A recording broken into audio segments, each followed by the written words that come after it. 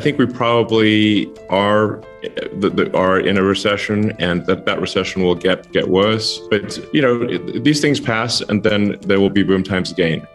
So there'll probably be some tough going for, I don't know, a year, maybe 12 to 18 months is usually the amount of time that it takes for a correction to happen. Predicting macroeconomics is always difficult, and one should assign probabilities to these things.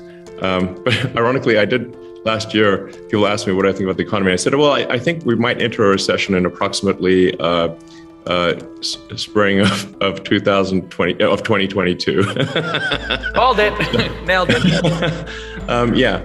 Recessions are not necessarily a bad thing. I've now been through a few of them, and what tends to happen is if you have a boom that goes on for too long, you get misallocation of capital. It starts raining money on fools, basically. It's like any dumb thing gets money, and I'm sure you've seen a few of those. At some point, it gets just out of control, and you just have a misallocation of human capital, where people are doing things that are silly and not useful to their fellow human beings.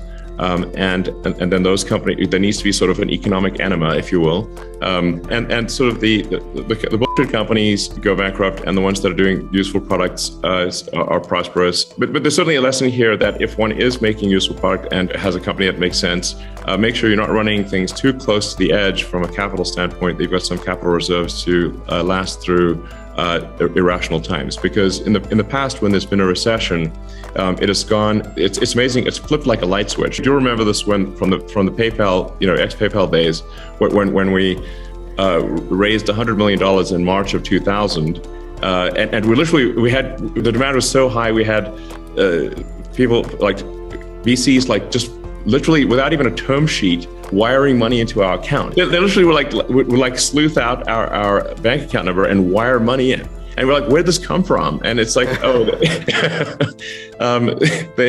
so it was like, they were literally fire hosing money in March of 2000. And then in April 2000, the market went into free fall, and it went from raising money was trivial to even good companies could not raise money in a month. So it's just important to bear in mind, like that, PayPal almost went bankrupt in 2000.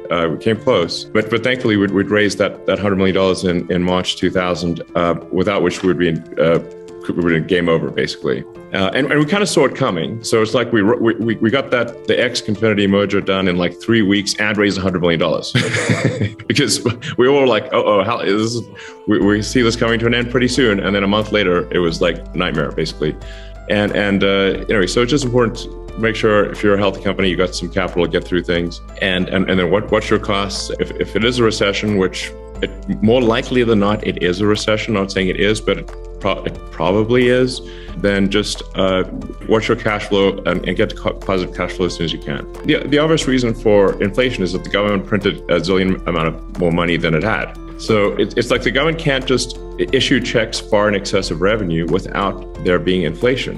Velocity of money held constant. So unless there's something would change with velocity of money, but it's just if the federal government writes checks, they never bounce. So that is effectively creation of more dollars. And if there are more dollars created, then the increase in the goods and services output of the economy, then you have inflation. Again, velocity of money held constant. This is very basic. This is not like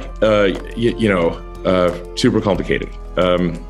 And if the government could just issue massive amounts of money and and deficits didn't matter, then why don't we just make the deficit 100 times bigger? Okay, yeah. And the answer is you can't, because it will basically turn the dollar into something that is worthless.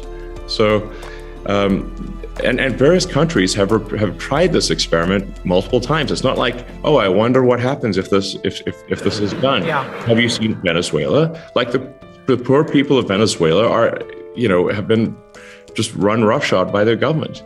And so obviously you can't simply create money. The true economy is very important. Like the true economy is the output of goods and services. It's not money. It's literally what is the output of goods and services. Money is simply a way for us to, or anything that you call money, is a way for us to conveniently exchange goods and services without having to engage in barter, and also to shift obligations in time. Those are the two reasons that you have money.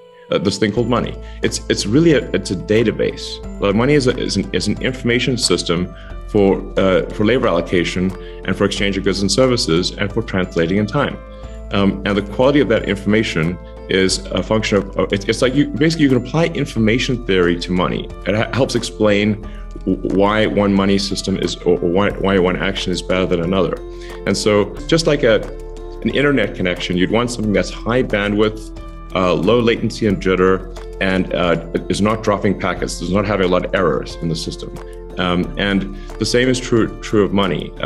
What did PayPal really do? That it helped improve the bandwidth, the speed at which money could move. Instead of mailing checks back and forth, which amazingly that was what people did in 2000, you could now do real-time exchange of money, and now you could ship your goods immediately instead of mailing a check and waiting for the bank to clear the check.